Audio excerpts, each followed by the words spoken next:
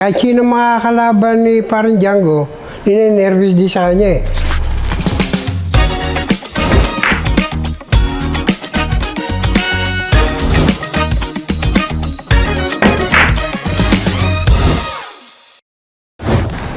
Alam mo si parang Django, malakas ang ano niya, pulso niyan eh.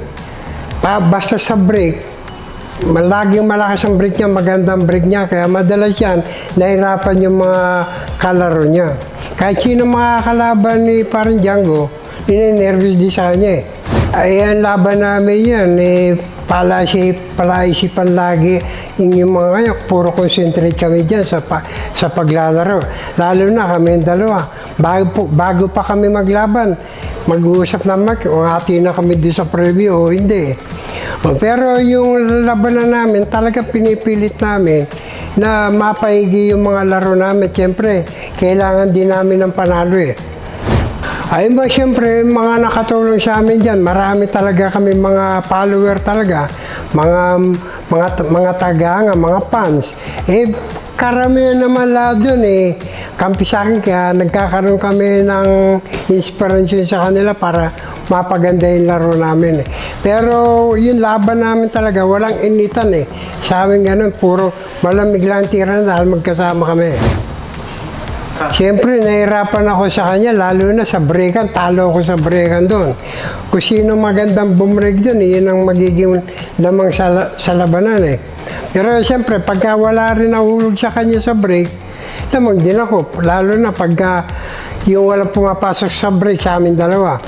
Kaya lang siyempre, napapaganda yung laram. Yung mga break niya, puro maganda, puro may hulog eh. Kaya minsan, natalo ko dyan, namamarder pa ako eh. Matutunan ko sa kanya, kailangan yan. Kailangan marunong ka magtaya para walang pumasok sa break niya. Pero talagang kahit anong gawin mo, yung break niya, lagi rin talagang memorable.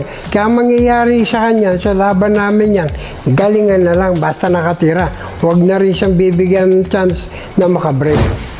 Sa lahat ng gusto magbilyar, ang mapapayo ko, lalo na sa mga beginner, kailangan talaga mag-ensayo kayo ng gusto, alamin lahat ang mga tira, panoorin nyo ang mga tira ng mga magagaling, at pag nag-practice kayo, gagayahin nyo na lang. Kung kayo naman yung mga bata pa, kung kailangan nyo gumaling at mag-along bilyar, kailangan muna yung pag-aaral muna ninyo, tapusin ninyo, bago yung bilyar. Kasi ang pag-aaralan ninyo, yan ang makakatulong sa inyo habang buhay. At ngayon, pagka okay na gusto nyo maglaro, pag-practice din kayo gusto, kailangan kondisyon kayo, kailangan wag gagamit ng mga masamang gamot. Hello! This is Efrem Bata Reyes, Mansion Sports Ambassador. Follow Mansion Sports now for more news and updates.